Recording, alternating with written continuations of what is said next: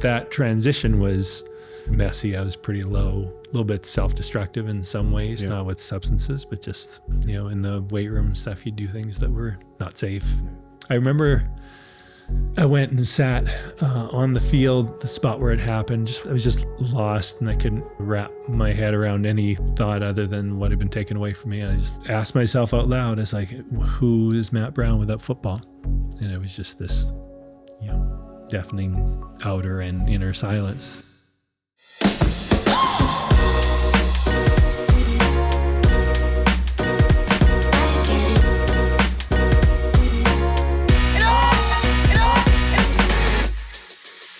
Welcome to the Calgary Sessions. This is episode number 177. Wow. I'm your host, Jeff Humphreys. Before I get into it today, two things actually. If you like this one, please share it. That would be awesome on any of the socials. That'd be very cool. And the second one is, if you're watching this on YouTube or Spotify right now, you're going to notice we're in a brand new set. This is Offset Studios. We shot 176 podcasts out of Model Milk, and now here we are in our very own studio. So if you're listening to it, just jump on YouTube and check this thing out. It looks ridiculous. Today's guest, the spectacular Dr. Karen McNeil, did this intro. Her and I had a really cool chat, and right away she's like, "Do you know this guy?" I said, "Nope." And she did an intro. So please name and who you are. Sure. Matt Brown. I am a proud Calgarian like you, and I work, I kind of shepherd all things mental or psychological with Edge School, Calgary Flames and Wranglers, and kind of all the players under that umbrella, Calgary Stampeders. And I actually also do some stuff virtually with surgical residents and trauma fellows. Mm. That's probably why that Karen was like, "You should probably talk to this guy." Yeah, it's really cool. Obviously, thanks for making the time to do this. Thanks for having me. Did you watch Karen's at all? Do you know? I didn't. Do you have any ideas? Perfect.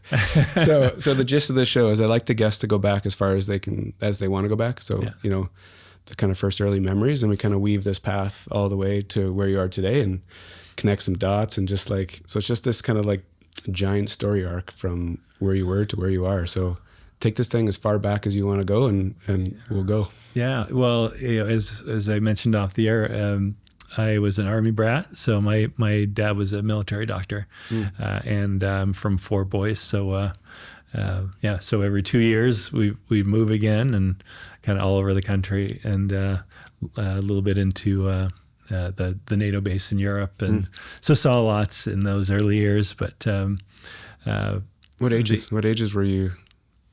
So, let's see, what was the tour? I was born in Moose Jaw, and then we were Saskatoon for my dad's medical school, and then Regina where he interned, and then actually Calgary for the first time. So that was 76 to 78. And then we went to, what was at that time Queen Charlotte Islands, now Haida Gwaii, and then all the way over to Belgium, the NATO base there for 2 years, and then Petawawa, Ontario, Northern Ontario, for 2, and then we came back to Calgary again at that point, and and that's when my dad went back to do his surgical training, which they told him he was crazy to do because he was 42 at that time, and they said, like, you're not going to be able to do this. So being an ex-athlete himself, he was like, well, we'll just see about that. And he said, best decision he ever made. So and then as a Army dependent, he just, you get used to saying goodbye and making new friends, because every summer either you were leaving or half of your friends were. So so you learn to adapt and connect with people, and then what we kind of, we'd have done it anyway, but what we discovered, the 3 older of us, because there's 9 years between me and the youngest. The one more try at a girl. So how many siblings? So we're 4 boys. Oh wow! Yeah. Jesus. But just like wherever you went, you'd show up, unpack, start school, and then whatever sport was starting, you register, and then you had a whole group of friends. Yeah. and so that I think doing it that way, where it just like right away, like you just like the pop-up book of here's my friend group, when you're playing sports, that helps a lot. I know there are a lot of other kids that went through that experience in a really lonely way, because they just struggled with about the time they get settled in, they believe in again. So some of them would just even kind of stop trying. So was sport did you guys gravitate towards it, or did your mom and dad, they were athletes and just kind of just expose you to things? Or so my dad played college hockey and tennis at U of S, and he just he never pushed it on us. We just wanted to play, and we're three boys, pretty competitive kids, and so we were always playing something. And this is like, keep in mind, I grew up 70s and 80s. So, we just had a lot of free time, like when we were I remember in Petawawa, some of the best memories you'd sleep in, like I was about 12 years old. You sleep in the summer, and then you meet a bunch of your friends in the park and play scrub until it got too hot. And then we bike down to the Ottawa River and splash around till supper time. Like and there was no adults involved, nothing. And I think we knew that our dad had been successful. God knows, every time we went on the tennis court with him, we were reminded that he was an athlete.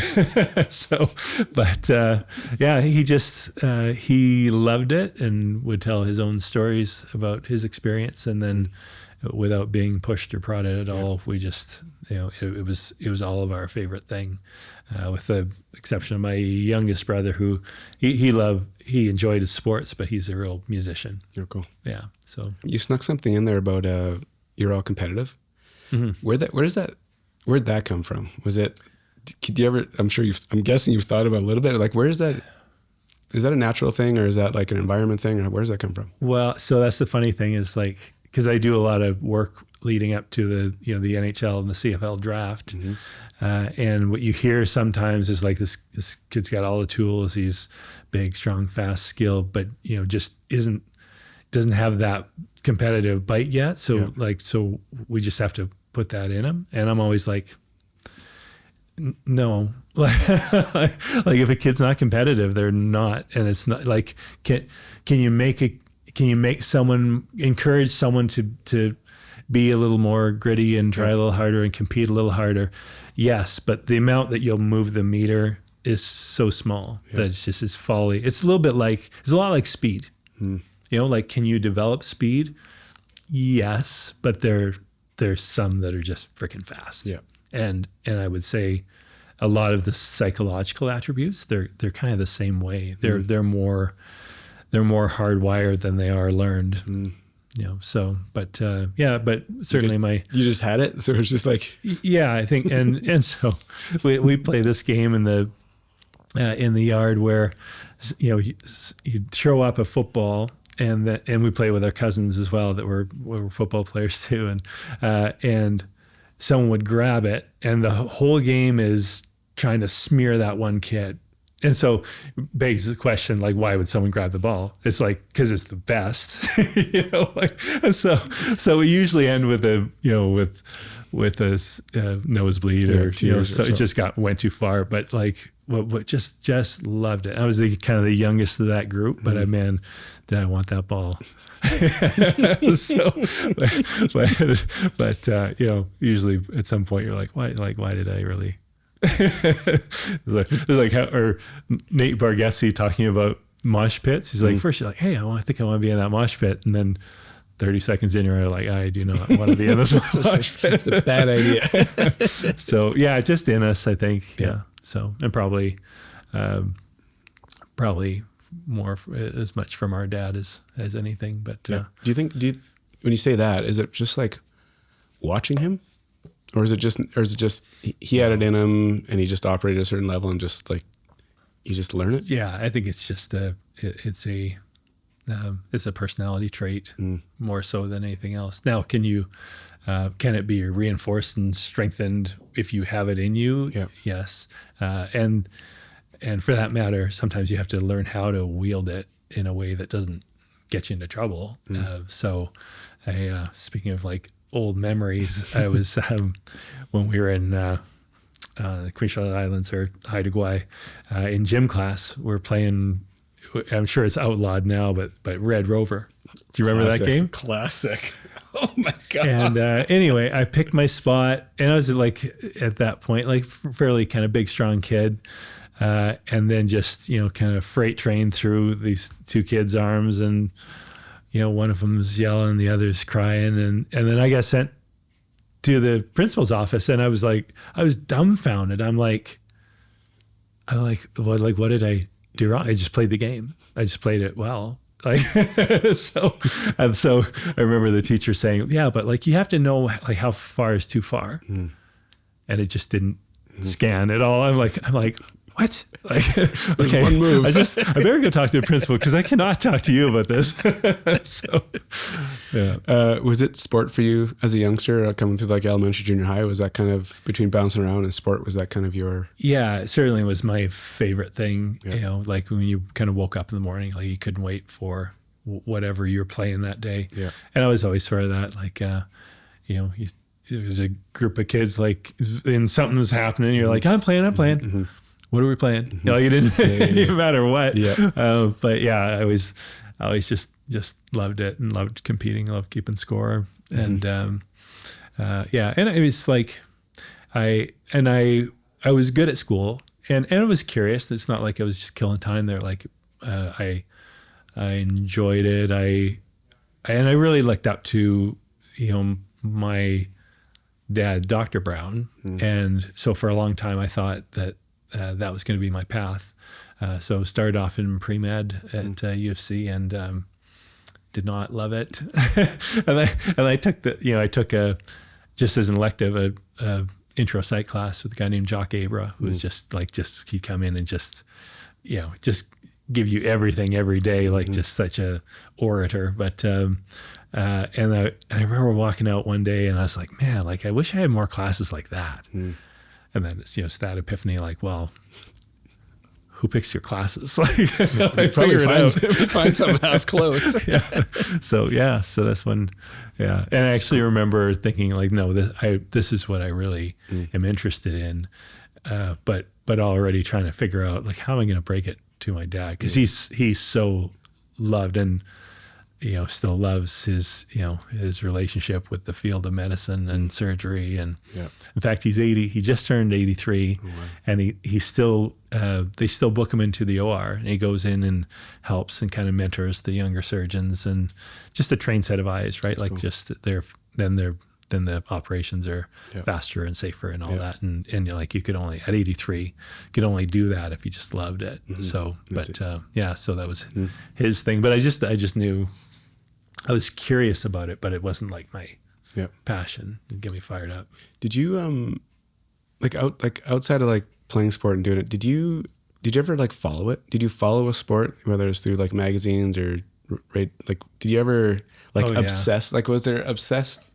It might not be the right word, but like, did you obsess about it, about the pros, or just and playing it, or like, how did it all kind of fit? And for me, for context, when I was a youngster, it was just like, I'd consume the Flames. I had sticker books, and like in the morning, I'd want to know who won. Like, it was just when I think back, it was like, I was into it all. Yeah. And then on the ice, things went good, and you just kept on climbing, but it was like this, like, youthful obsession around the sport. Yeah. And it came in waves too. Like the first sport I did in an organized way was hockey.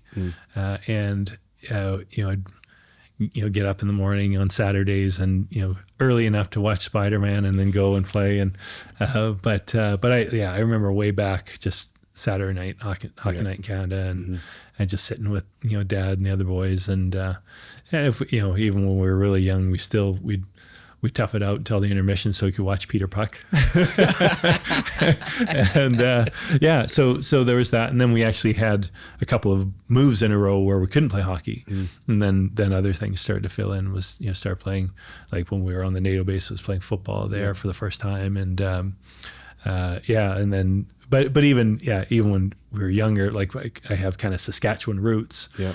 So it was like, it was Rider Pride all the way. And so I remember when we were in Regina, my dad took me to this like Rider luncheon thing. And so, kind of fans pay and can ask the panel of players. So Ron Lancaster was there, George Reed was there. And you could write questions on a card that the host or moderator would then ask. And, so I was like, okay, like how many cards can I have? So little 5-year-old me writing down these just stupid questions. They weren't stupid to me, but I asked Ron Lancaster if he ever thought about playing another position, and George Reed said, let me take this one. Ron's a little too slow to play any other position. so it got so the question was a hit. And anyway, I didn't realize that they were all kind of laughing at me and what I had contributed. But like just like those guys and Montreal Canadiens back in the, in the 70s and those teams. And just always had a game on, at home. And but when I was younger, I would say like I would kind of idolize certain players. Like when I started to, we'd watch cable and they'd show a lot of Cowboys games, and so started to watch guys like Danny White and Tony Dorsett on those teams, and Randy White, and so some name recognition there. But once I got to a certain point, I was more interested in the people than just like the the star power of it. So how'd you remember that story, that 5-year-old story? How do you, like, was that just like forever etched in your brain? To write the question, or like, it's because as you're talking, I'm like, digesting and thinking, but I couldn't tell you anything at 5. Well, but it goes back to your, like what you were asking about, like, how into it were you? And, I think around that time we went to one, they took us to one Rider game, because, but the rest of them, if they were playing at home, we'd just be all, like at our grandparents' place, all piled around the radio because they black it out for the local, and that was some of the best memories too, just sitting there and listening to the play-by-play of the Rider game. But there's certain things like that just stick in my mind, like just sitting there in the same room and having lunch where around Lancaster, George Reed, like those guys were there, like those things are just etched. What had your attention in high school, both like sport, school? Like, what were you into? So at that point I was, I thought I was just sure that I want to play pro football, and then I want to then I'm going to become a doctor, and I never questioned, like that was either. You didn't question either. You were just no. And so we moved from Ontario when I started grade 10. And I was just a pup too, because I had skipped a grade when I was younger, and so, but started high school football in grade 10. I came in, was I 5'9", 130 pounds or something, and but just loved it and couldn't wait, because we our dad and the 4 boys, like the number of reps we got growing up just throwing the football around. Right. Like, it was our favorite thing to do. So that was always it. So it was like, for me, either quarterback or receiver, because it's just like, what do you have reps at? That's all. So played, through high school is like, it's sort of the circuit, like football, and then the excruciating 2 weeks between football and basketball, and then you have to wait it out for 2 weeks before rugby started, and then my brother and I, we just train and throw balls and lift our weights in the basement, and then play tennis in the summer. So that was that was it. That that was what we were doing. But even like I really enjoyed those other sports, but they were always in service of football for me.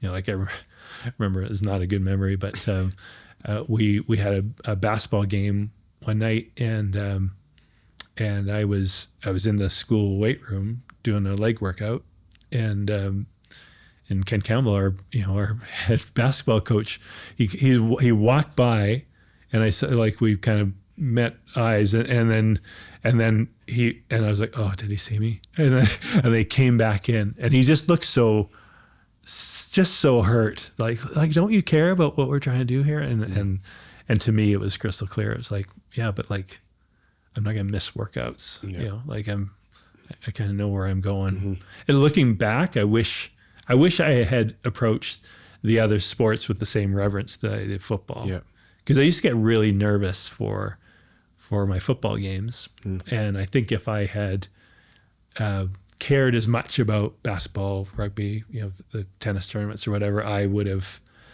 gotten better at managing nerves. You know, and so then like how does one do that? I really learned in graduate school. Like I remember when I was playing football, I just would want to be on kickoff and kickoff return because until I'd hit or been hit, I was just in knots. Yeah. When you say like in high school, you're like, I'm going to be a pro ball player and be a doctor. Were you good at football? Did you know you were good? Was there signals that put you in a place that said you were good, that you were on a path, or like, how does that, or is that just like inner monologue of like, this is what I'm doing? Yeah. So, I mean, I was a good player, but I was also a year younger than everyone. Like we won a city championship in 85, and I was in grade 11, but I was 15 years old. So it's just a kid. Yeah. I mean, there were 19-year-olds on that team. Full beers. So, but, yeah, I loved it. And I always felt like I'm good, a year younger than everyone. Right. So when I kind of fully develop physically, I think I'm going to really kind of hit the ground running. And so, and honestly, so I was 17 my whole first year at UFC with the Dinos, and then going into my I was starting to kind of fill out. Like I think it was 100. I was 6'2", 182 when I made the team, and then by that next spring I was 6'3", 212, and was starting to fill into a more of a man's body. Yeah, and so I was really excited about that season, and was optimistic about like playing lots and having an impact, and then zig when I should have zagged, and helmet to helmet, and end of chapter. So to get to UFC, did you know, like post-secondary, did you know it was going to be Calgary? What did that like step to, like you were so clear in high school what it was, what did that step look like? So my best friend was a guy named Bob Torrance. You might know that name. He was a couple years older than me, but we were a grade apart in school, and then he came back for a fourth year of high school. So then we played together then. So we went into UFC together. Now Bob was the most incredible natural athlete I'd ever been around, and why I switched to receiver was I was behind him as a quarterback. So he was he kind of broke ground really as a Canadian quarterback, because you don't have to be Canadian to like those Canadian. You're allowed 3 quarterbacks, and it doesn't in the CFL. It doesn't matter if they're Canadian or not. Yeah. So, which compared to other positions makes it just really hard as a Canadian. But he broke that ground and was just God touched his arm when he was born with a thunderbolt, and the rest is But sadly, Bob passed away. It was the beginning of 2012, I believe. Yeah. So. But anyway, so we were at Aberhart together playing, and being a receiver, on that team was he was so good that just get open. It doesn't even matter if you're open, like he'll get it to you anyway. So then we went to UFC together, and I tried out as a receiver and made it. And Bob was Bob, so he was being kind of heavily recruited. And at that time, like the the team had won 2 national championships in the previous 4 years. So when I had a chance to go to camp and then make it, like, didn't even think about going anywhere else, because it's like, it's Dino football. This is it. So, so that was, that part of it was clear. Had I not made it, I'm not sure kind of where I'd gone from there. There were some junior colleges that were kind of in touch, but I was, you know, like, I thought, no, gonna be a Dino. So that's kind of how that came about. You touched on it. Your second year, what actually happens? Yeah, so it was in spring camp, Friday, May 13th. So yeah, that's its own story. Just eye-opener drill, just, you know, like so it was in a practice, and so they threw the slot backs in with the running backs, and so there was a offensive lineman, defensive lineman, so blocker, and then another big guy that's trying to get you, and then either a DB or a defensive back behind. And so you get the ball, you read the block, and then try and get by the second tackler. And it was just like, as you know, like when you kind of take some contact and it's physical, like, just the adrenaline is just, you know, can be overwhelming. So the second time I went in the drill, I kind of looked behind, and there was a linebacker, Ian Crosby, he's a firefighter actually here in town, but an awesome guy, but outweighed me by probably 25, 30 pounds. But in that state, I was like, I'm just, you know, trying to run him over. so I proceeded to drop my head against this walking fire hydrant, and just hit just right, you know, helmet to helmet, and just C6, 7 fracture dislocation, just almost obliterated my C6. So I actually was really lucky not to have been paralyzed or killed. But that was the end of that. For someone to be driven, passionate, you had an agenda, you had a plan. How do you react to that? Like, I'm sure, like, that kind of trauma, you know, nobody's really prepared for, but like, how do you figure out what to do? Well, yeah, I mean, I wish it was smoother than it was, or maybe it's good that it didn't go smoothly. But I think one thing that worked in my favor was I was pretty focused, so I was kind of clean living. So I didn't drink, no drinking, drugs, none of that, and so it just wasn't something I did. So at a point where someone could easily have turned to that just to cope with the sadness of having that taken away and the emptiness of it. Fortunately, that's not a path I went down. But I was really down. I was not okay, and people around me kept telling me, like, they're like, you need to talk to someone. Like, you're not all right. Like, and it's like this. You remember this, like, late 80s, early 90s. There's still more of a stigma attached to talking to someone, and boys tend to be cavalier about their own mental health still. I was going to say, so it was resistant to it, and I incorrectly at that time thought, like who am I going to talk to where I can say, I can't play this game anymore, and I feel soulless. I feel gutted like a fish, empty. Now the reality is, a good psychologist would have been really helpful, and would not have looked at me like I was, this petulant child who'd had a toy taken away. But in my head, that's how I thought it would go, and so I just thought, like, there's no point in that, and so I just muddled through, a couple of years of just trying to define myself outside of it, and got into decathlon for a number of years, and which was awesome. I was spoiled with the coach I had was Les Grammatic, and one of the best combined events coaches in the world. And here I was, like, just like, because I kind of came to track and field. I had no background in it. I just didn't want to stop, competing. And he was great. He was like, hey, if you show up and work hard and train, I'm never going to send you away. So did that with a bunch of years. Rich Hesketh, who trained the Flames for 19 years, and he's now the main strength conditioning guy at UFC. But we became best friends through that, and then my wife and I, wife Kim and I, we met through track and field. She was she's a sprinter.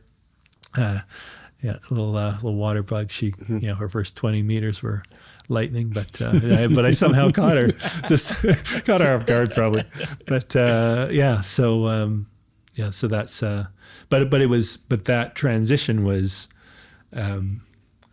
is messy. I was pretty low, a little bit self-destructive in some ways, not with substances, but just some of the things I would do and try, and in the weight room stuff, you'd do things that were not safe.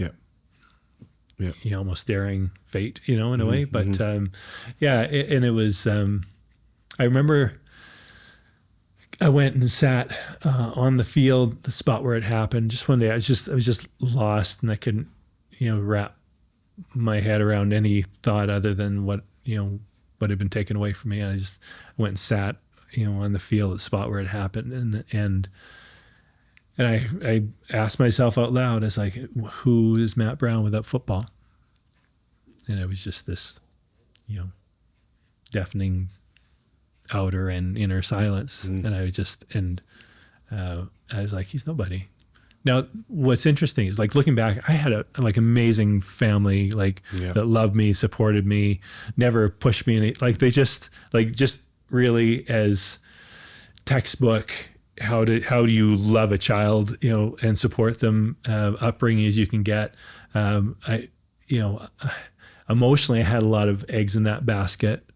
But if you'd asked me a month before, is a football player all that you are, or believe that you are, at the more intellectual level, I'd be like, no, of course not. Like, I'm a good student. I know I know where I'm going academically. Yep. But when push came to shove and that one thing was taken away, was I lost? Yeah, it was hard. And in a way, the nice thing was, I was a pretty good football player. I was a mediocre decathlete. I kind of came into it pretty late, so very late. You might give me some, give me a bit of a pass there, but it gave me an outlet, something to kind of pour myself into and work at, care about, try and get better at every day. And I had some fun moments there at, nationals and Commonwealth trials and doing some of those things, and lifelong friends, but it probably was good that I was not as good a decathlete as I was a football player, because I'd have probably just traded one obsession for another, and so that in the end, in some ways, kind of allowed me to kind of ultimately transition into my adult life. Yeah. You said something earlier that caught my attention. The idea of, like, when people are suggesting you talk to somebody, but you had the scenario played out in your head already. Like, what now, being who you are and what you do right now, what would have actually been said to you back then, do you think? Well, I think the thing that they would have done that I wouldn't have realized would be as helpful as it would they would have just let me talk and express those things and say, like, put it into words, just how empty I felt, how sad I was, how disconnected I felt, because, you kind of lose your friend group then as well, and I remember talking to Bob about that because I felt like they started to ignore me. Which I didn't blame them for, because it's like, you don't want this friend around that's just a reminder that any one of us in any given moment can have it all taken away. But then it was kind of years after the fact, and we were talking about it, and he just looked me right in the eyes. He said, Matty, like, was it us pushing away from you? I was like, oh, as only a best friend could, right? Because I was like, no, that's, you realize the story you told yourself was only half true, if that, because then it dawned on me. I was like, yeah, of course I pushed away, and I had a hard time being around it, and I was just really like deeply envious of watching guys have moments that were supposed to be mine, and so it was lonely as well. But yeah, just talking to someone who would listen and normalize and reflect back to me, like the analogy I use with a lot of athletes is like when you care deeply about something and something goes wrong, your emotional bucket will fill fast, which is okay if you dump it in some way. If those emotions are allowed to pass through you, they can actually fulfill a purpose, because they're like really powerful and important, reflective emotions. Then it can be really healthy. But it's not necessarily what someone tells you, as just that they give you that opportunity to express those things, to allow it to run its course. And I think that probably would have been the part where I walked out, and the pragmatist in me would have been like, well, you didn't really give me any suggestions, or she or whatever, but so why do I feel better? And it's just that opportunity to express emotion that's built up, and if it's held in and suppressed, and you feel guilty for feeling a certain way, that's when it becomes toxic and damaging to a person. Because I even had the sense to know that, like, I was ashamed of the fact that I felt so empty. Yeah. Because I was aware of the fact, like, it wasn't lost on me that I had a great family, and I was still, a full-time university student, and, at a school that I liked with friends, and on a path where really most doors other than football were still open in my life. So I knew all that was true, but there was still that part of me saying, but I don't care, because this was too big for me. But my instinct was, I can't. It makes sense in my head, but I don't think I can convince anyone else that that's not irrational. So I kind of fought the idea, but then that turned into, well, maybe there should be professionals who really understand the inner world of the athlete. Yep. That'd be a cool resource to have, which then morphed into, maybe that should be me. So and when did that, when you sneak in, you met your future wife, your decathlete career, do some cool things. When did that kind of, and during that time, is that when you switched from medicine to psych, or when did, because it was right around that time when because it was that spring before I got hurt where I'd taken that class, and it just opened my eyes to this field that I was like, wow, this stuff is so cool, like just the inner world of not just athletes but everybody. And I was fascinated, just like click, you knew it was like, there's something here. But then kept pushing that down, because I was like, but I'm supposed to be a physician. But that was certainly the genesis of it, was like that class, realizing, wow, like there's this whole other world that a person could try and, well, master's the wrong word, because our psychology is complex stuff, but dig into, and if you got good at it, could be really helpful to people. And then when I got into decathlon, I was it's a hard event. It's 10 events, 2 days, and and when you're at your most tired point at the after 9 events, then you'd run a 1,500 and most 1500 runners would say, well, a slow 1500 because you're 200 pounds. But anyway, so then that continued to kind of feed that interest in just the athlete's inner world. And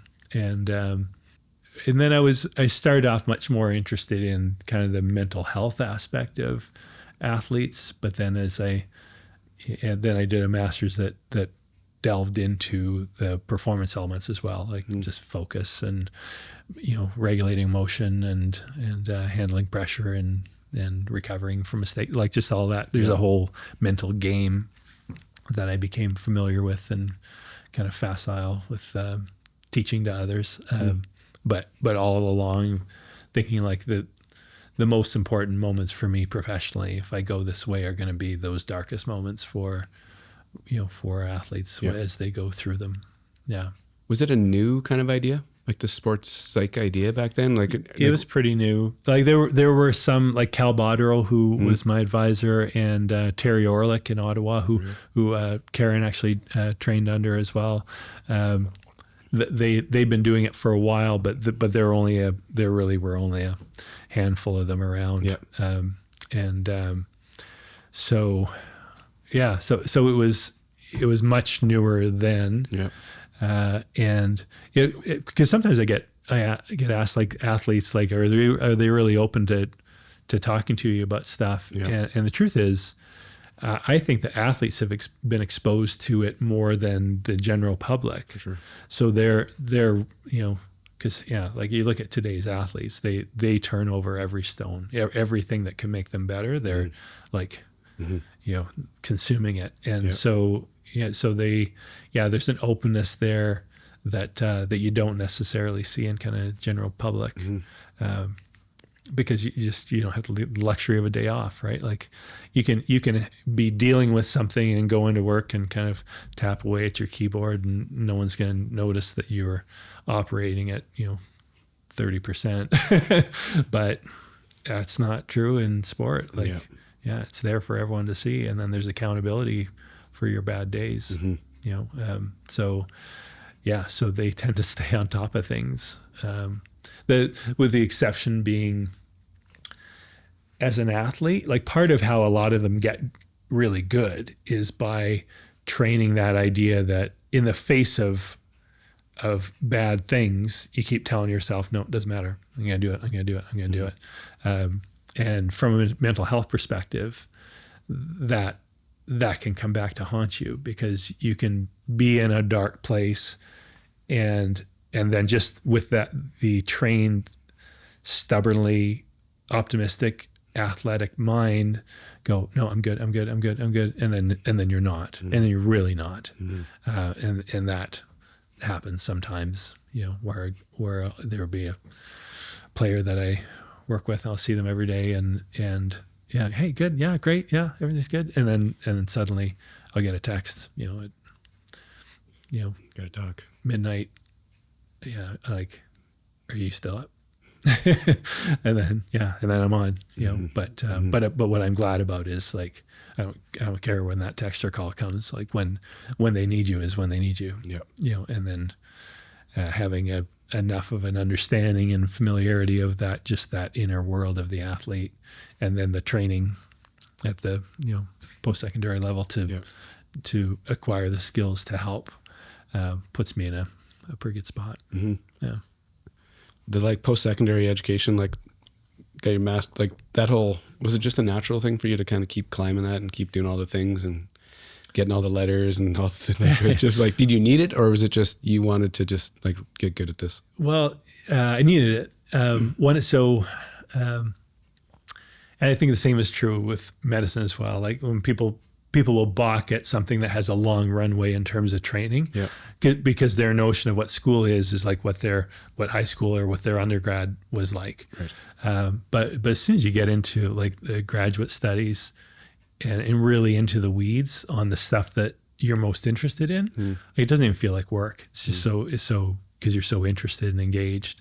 And so there never was a point where I was like, oh, I'm sick of school, because each level up was was more fun, so, but when I finished my master's, like that was at U of A, and I was kind of, while I did that, was working with some of the teams there.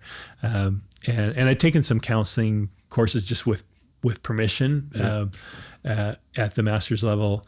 And of course, when you're around kind of helping athletes on the mental side, you're going to get into some areas that are not performance related. Yep. And I tried to help as much as I could, but I was like, okay, I don't have that skill set yet. So that's why I applied and did that, the PhD in counseling, because I just wanted, by the time I was done that, to be like, okay, all that's missing now is experience. And that is how I felt when I finished my doctorate. Yeah. Is it nerve-wracking, like the early experiences, like sitting down with people and just like, I just feel like it's it's a very interesting spot to have that kind of relationship with people. Did you just kind of trust it? Like it's just trial by fire, or how'd it go? So initially, like you kind of cling to your comfort zone, like a handful of strategies that you learn. So you learn about self-talk, you learn about visualization, you learn about emotional regulation strategies that you can do, deep breathing, all that stuff. And then initially you're just looking for opportunities to, try this, try this. But then over time, like you get better at like knowing that there's going to be a time when you can offer some strategies or suggestions, but getting better at just hearing them, and then kind of reflecting back to them, because, where the magic starts is when they're like, okay, this person really understands me and where I'm at. And you can't be distracted by what you're trying to plug into their problem to do that well. And so it's, so we start with our life preserver is our set of little strategies that we're ready to share. We got this. But then the work of, kind of reflecting back to them and listening and empathy and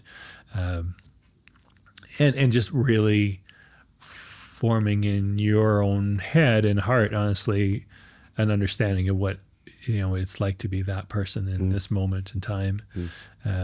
And part of it, honestly, is like I said, when they are talking to you about something and they feel like you really understand, then you're still feeling sad, but you're not alone with it anymore. Right.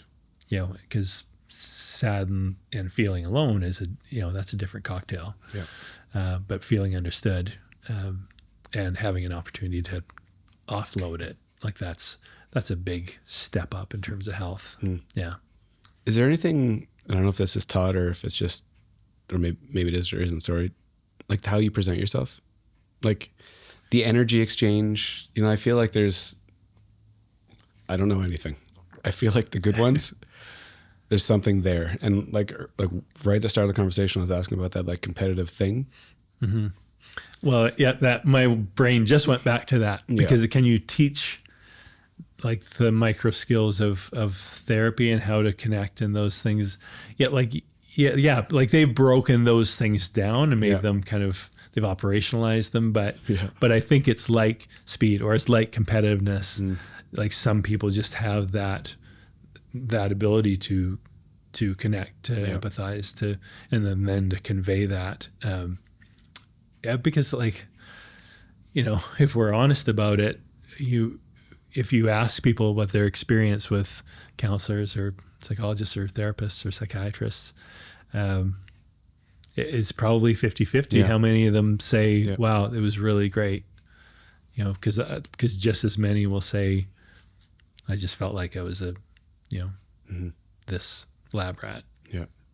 And that's, and there are different schools of thought about how you approach the process, and one of them is like you need to stay detached and objective, and like you don't share anything of yourself, because that's going to contaminate the process of kind of helping them.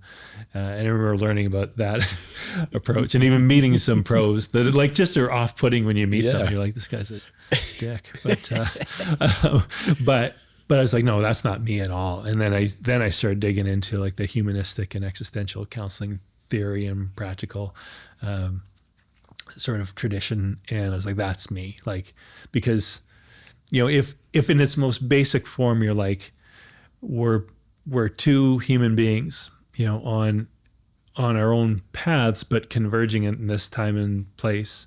And life is hard, and can I help?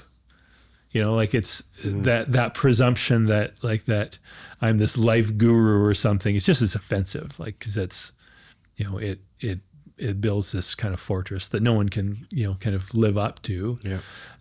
But you can learn how to help. And lots of times, like what the person needs, it's in them already, but it's just, it's that conversation and connecting that helps them to kind of get there. Yeah. And that requires humility, like recognizing that, hey, like if I think I can give them an answer, like that's just, it's arrogance. Yeah. You know, and it's not going to make them feel empowered. But also, to be effective, you also have to do more listening than talking. I'm so glad you went there. I sit here like I've been talking your ear off. No, but the cool thing is that I get to sit here and listen to these amazing stories, because then I'm sure you can guess the amount of information I've consumed over all the years and all the smart people. Like it's just well, and it's coming from a place of just wonder. Yeah. Right. Like, and just curiosity and respect for the you know, journey that other people are on. Mm-hmm. Right. And that's where, that's the spirit of it. That's where the magic is. Like good stories have taught us more than anything else, like since since language was developed, you know what I mean? So, yeah.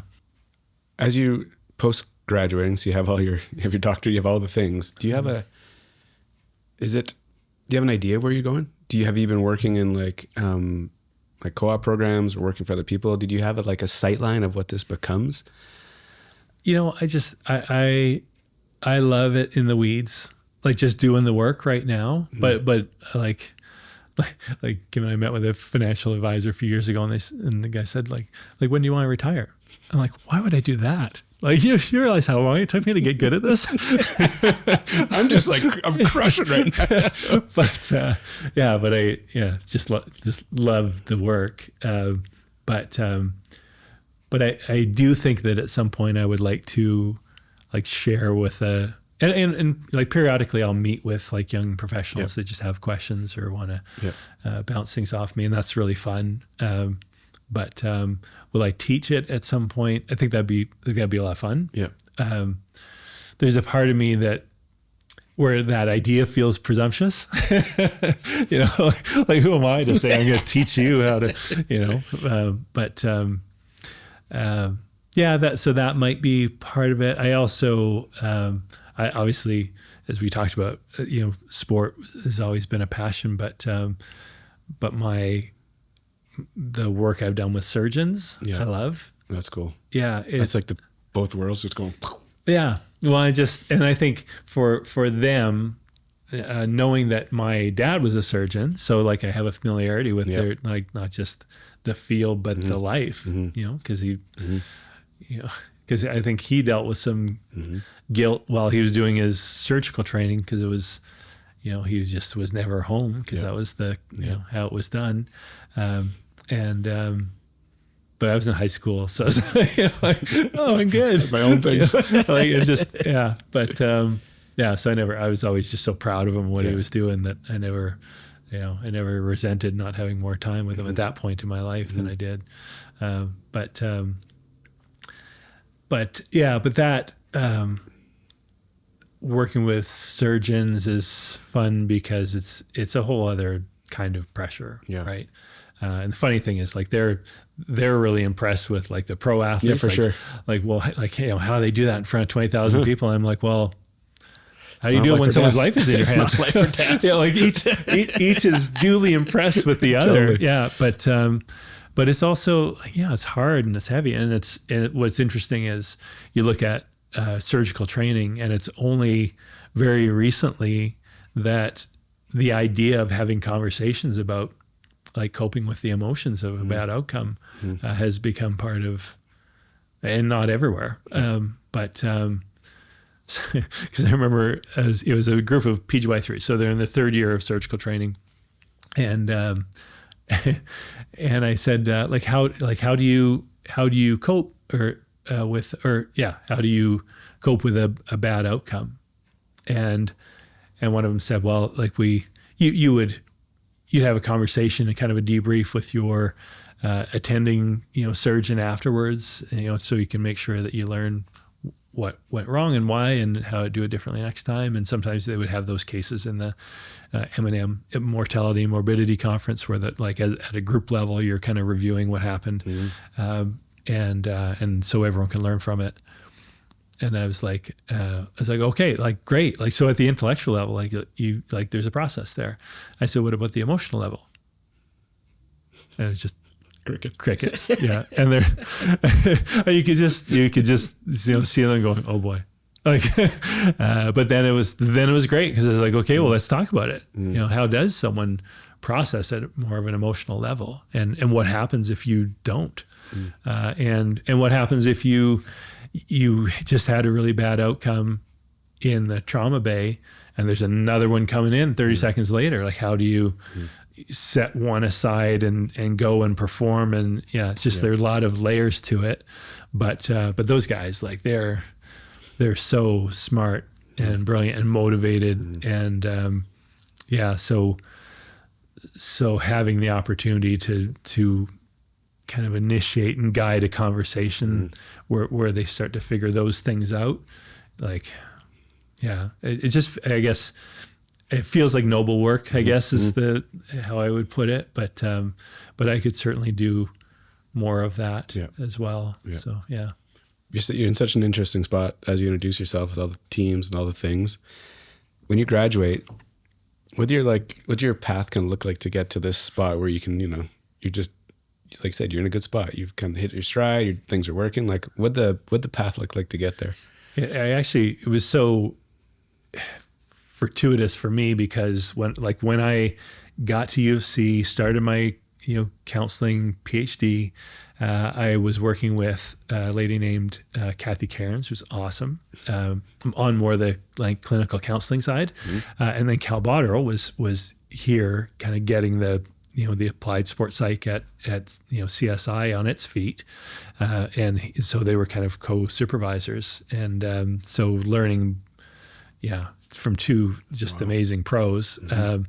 And, you have all these national teams that were kind of housed in Calgary and then were being kind of serviced by the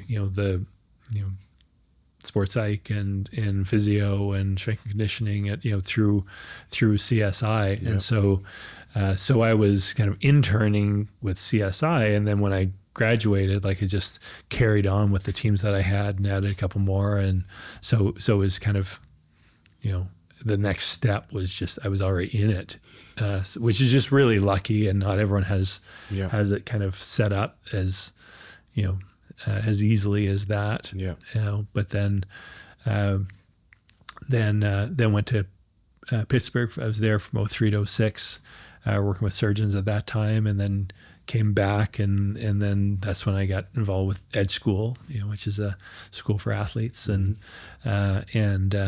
then got involved again with the national teams because I was a known commodity to them, so they knew they could kind of have me on that roster, and then. Then actually just did some Hockey Canada stuff, and then actually ended up meeting John Chaika in Toronto.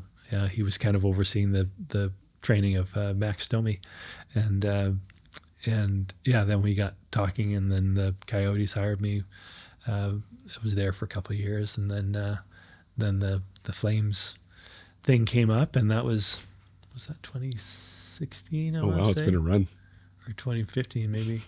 Anyway, and so like just so kind of each of those opportunities kind of built on the next, I guess.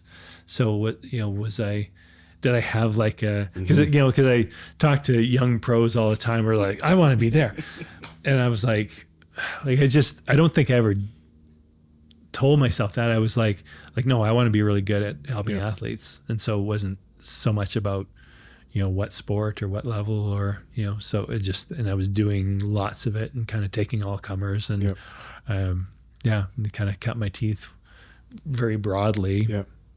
And then it was funny, a few years ago that Dave Manning he's one of the Flames doctors, but he's also the head doctor for the Stampeders. He said, hey, like they have to have, it's like this league mandated mental health person. Are you interested in doing that? And I was like, wow, like back into football. That would be fun. So cool. Yeah. So, and it's been great. You slipped into it, like, it was interesting because you have both, like Botterill and that other lady, like it just kind of starts working. Once you're in it, obviously you have to perform to actually keep doing the thing. Are you thinking about anything? Are you just like doing the best you can and just things are just starting to show up, or like, are you putting energy into like manifesting these things, or how does it start playing out? I think what guides it now for me is just trying to be quiet enough that I just hear, them and where they're at. And, and I think like when a person really listens and you can allow what they're feeling to kind of fill you up. Yeah. Which like there's an occupational hazard there, right? Because like dark things can kind of fill you too. And you literally feel it. It's not just an idea in your head, but you feel it in your body. But then when you can do that, people are so intuitive that they can feel that. Like if you're with them and feeling it with them, they can sense it. Yeah. Yeah. And that's when someone's willing to be really, open. And if they're open with you, then allows them to look hard into the mirror and see a lot as well. So, yeah. How do you manage that? How does fitness, or how does mental fitness fit into your playbook right now? Is it top of mind? Is it something you focus on, or? I think. And for context, for me, it's like with all the things that I have going on, good, bad, whatever, business, personal, whatever. My thing is going for these bike rides around the res every morning. So I do this like morning loop. It's like 30 clicks. Yeah. First thing in the morning, sun comes up, I go for a rip. And it seems like, I haven't, done the science behind it, but that's for whatever reason, when I can do that over and over, I can operate at a level. Mm-hmm. And when I can't, when I can't ride my bike or something happens, I feel everything starts dipping on me. Yeah. And so that's my quick check and a balance is that.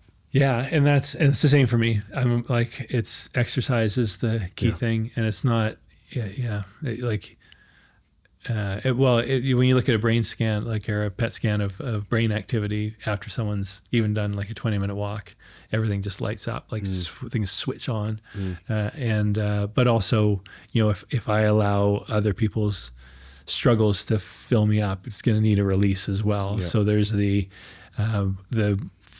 more kind of physically fit I am and active I am, the sharper I am mentally, but also, having that release to kind of let it out in some kind of physical way. Yeah. That's the other part that then allows me to sleep well and kind of reset the next day. And and when I get so busy that it doesn't fit in, it becomes immediately clear, that's not the exercise part it's not a luxury. It has to be part of the plan, which I think you've found as well. Mm-hmm. And so you just make sure you do. Yeah. It's, when as an ex-athlete, you used to be so focused on your workout, what you were doing and why, and trying to optimize it. And I remember both, Ryan Huska and I were in doing a workout, and then afterwards he said, how's your workout, Brownie? I asked him how his was, and typical ex-athlete, he's like, you always compare your middle-aged self to your when you're a pro, and he said, well, it wasn't long enough. I should have worked harder and sweated more. He said, how about you? And I said, reach the point where what I did for my workout is way less important than what my workout did for me.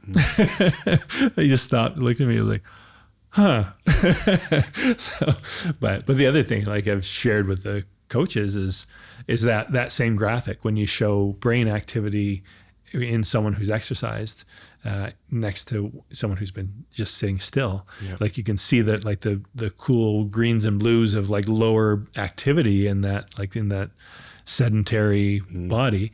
And then for those guys, what as a coach, when obviously a lot of your job is the preparation, but once the game starts, like it's seeing clearly, recognizing patterns, like thinking clearly, staying, composed, self-regulating emotionally, and like all of those. So your job, your performance is cognitive, and all of that plays better if you've moved your body. So there were a bunch of them that went from, I love working out, but I don't have time for it on game day, to making sure that they move their bodies on game day. Yeah. It feels like such a basic concept to like move, to move. And as you snuck in there, like you sleep better. Like, is this wild trickle down effect? Is it not? I get it, and I trust it and believe it. Is it too simple for people to actually understand that there's a lot of answers in that blueprint? Well, I mean, that's what we're designed for. Yeah. Right. Like to get up and then try and find food and not become food. Right. Like, so we're not, people talk about stress, like, oh, I'm so stressed. But we are designed to respond to stress. Right. But the difference is, a lot of our stressors now are not ones that we act on physically. So your body has this get ready to move and respond,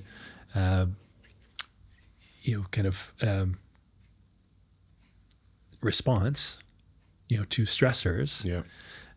Even if it's just giving you a presentation at work, right? And so if your body gets ready to move, and then you don't, then of course, like sleep is going to be affected, and you're going to feel agitated and anxious, and and pent up. So yeah, I just think it's so elementary. Like we were built to move, so move. And if you're feeling depressed or anxious, start there. And if that doesn't help, then you go on to other things. But it's so basic. The American Psychological Association, they kind of concluded a few years ago that exercise is every bit as effective, and sometimes more effective, than antidepressants in treating depression.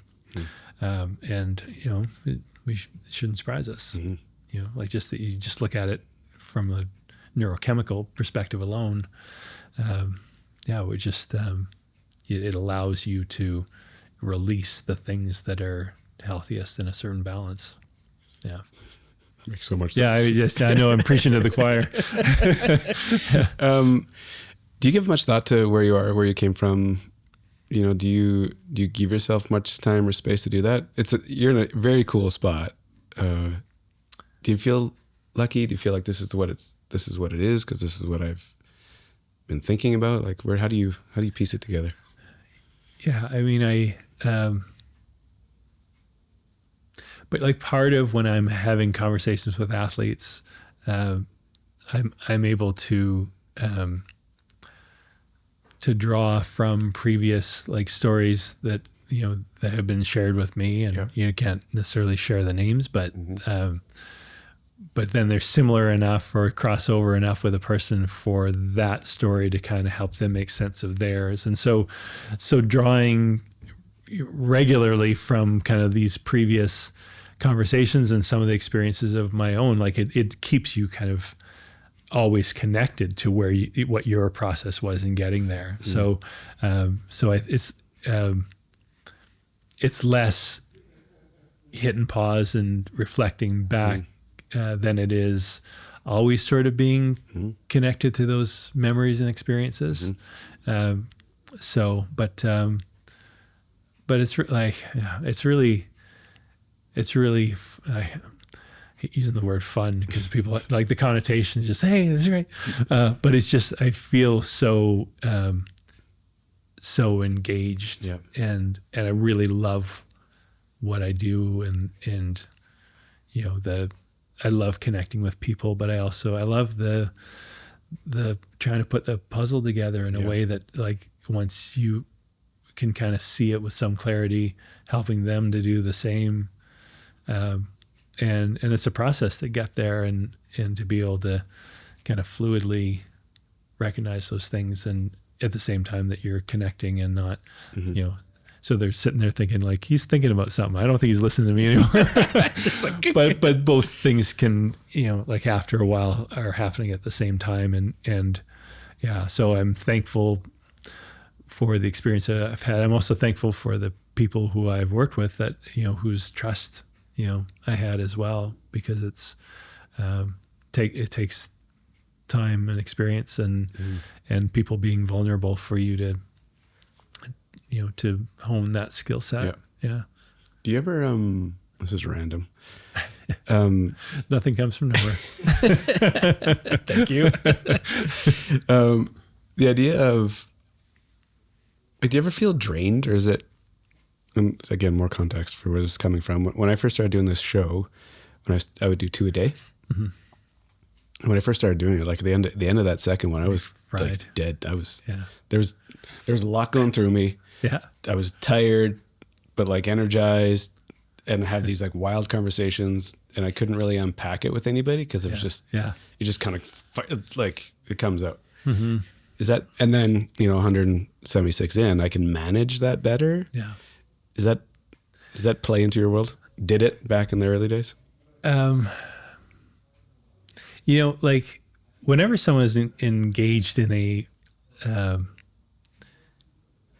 in their passion, the assumption is made that you're never going to get tired, which just isn't true. Like there's a pretty robust, body of research on coach burnout, for instance, because like they're just willing to give everything every day, and often aren't compensated very much for it.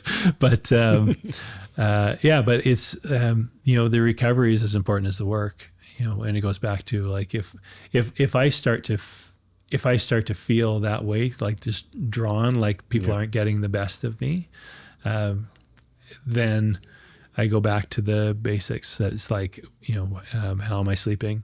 And am I protecting that? Because it's, you can have that intention, but if you don't, make space for it. And then, how am I eating? Am I exercising regularly? And sometimes it's like, well, I've been in the weight room a lot, but like, have I elevated my heart rate enough, up enough to, just kind of have the neurochemical cleanse that comes with that, So I usually just kind of lean back into the basics. Certainly during COVID, it was a really dark time for a lot of people. And it was like a Tuesday night, and I'd been at home, like doing it virtually. Like there's just neuro fatigue that comes from just looking at a screen for 12 hours. But it was a Tuesday night, and I'm sitting there and I'm like, I'm drunk. Like, what am I doing? Like, and like once you start researching, like what impact does alcohol have on your sleep? If you care about sleep, then Anyway, so that was where I really kind of hit the wall and realized, like, no, I'm not going to be any good to anyone if I'm not kind of looking after myself here. But it can sneak up on you when you love what you're doing, and it freaks people out when they love their work and then they start to burn out because they're like. It's like losing the taste of food, right? Like just like, why this has been my favorite thing my whole life, and now I just rather stay in bed. Like it happens to people, but it happens because they're doing the work, but they're not recovering. Right. Yeah. So fascinating. It's it just. I wanted to ask you that just because you get into some real conversations over and over and over. Yeah. And so if you're not looking after yourself, I'm sure it's just a slippery slope. Yeah, for sure. And it's like we think of kind of self-care as being, kind of selfish in some way, but it's like, no, like if you're serious about giving people your best self, you better look after yourself. Yeah. And you better do it in a way that's sustainable. Yeah. Because people, like in this field, people are depending on me, and sometimes in their worst moment to help, so you gotta be on. You don't know which day you're going to, turn up and have it, get really, really heavy quickly. Yeah. So you better be ready every day. Have you ever, at this point in your career, do you ever give thought to like what's next? Or do you ever give thought to, the Flames been there a decade. Like, does anything ever enter into your mind of like, what's next? What's changing? What's the flavor? Like, well, so where I start to kind of look forward a bit is I'll just use the Flames and the Stampeders as example. Like the scouting used to be a lot of just kind of watching and identifying talent. Yep. But now, like I look at our process with the Flames that we've kind of honed over the course of the last 10 years or so with Todd Button, our head of amateur scouting, and Don and Craig, they're believers in really trying to make sure that you kind of pin down the psychology of the player as well. And then our scouts are getting better at kind of getting me all the info to try and create, just the complete understanding of that person and player. And so we're able to pin it down a lot better, but then I'm able to, in those draft meetings, to make more complete arguments about like, we really want this guy because I think he's special here and here. And so we've had now a sequence of drafts where we're getting some of those guys that I most wanted us to draft. Exhibit A, Matt Coronado. Like he's a special person first of all, but a special kind of competitor, and like how he kind of sees it and his nose for the net, and those like just a lot of things that like like competitiveness and speed you can't necessarily teach. And just like I think neurologically, if you break it down, he's special. And he's turned out to be every bit that, so, and it's so, and again, like, it's not just he's a special player, but like, he's just the kind of person that like he walks into the room and just everyone feels better. Everyone feels accepted. Everyone feels, that's cool. Kind of valued, and like they call them energy givers, right? Like just, and we're starting to accumulate those guys like like a Mackenzie Uyghur's another one that we got by trade, but just in somewhat fortuitously, like there's this human being that like every time he walks in the room, everyone feels better. And he would do anything for any of them. Maybe the most, the ultimate example is Ryan Lomberg. For sure. Just unbelievable, just such a life-affirming presence, and would literally bleed for any one of his teammates. But no bad days with this guy. Like just so like when he signed with Florida a few years ago, he got a one-way 2-year deal. Like I was really happy for him because like, wow, great opportunity.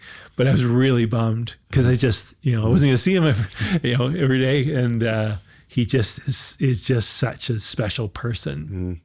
And so we're kind of in this place where at the draft level, we're locking in on that, and it's not just that. Obviously, you have to be able to play, but then Connie and Don, like they're very mindful of how certain players are going to affect the dynamic of the group. So culture has become like this, this capital C, with and let's face it, like this is not a market that's going to love finishing 32nd enough times to get players, like special players that way. So we'll have to do it differently. Anyway, sorry, long answer to your question, but like when I think ahead, I think about this group that we've identified, kind of at talented players, but they're also special people and how they think it and how they, treat the people around them. It's just a room that like anyone would love to walk into because it's really a family.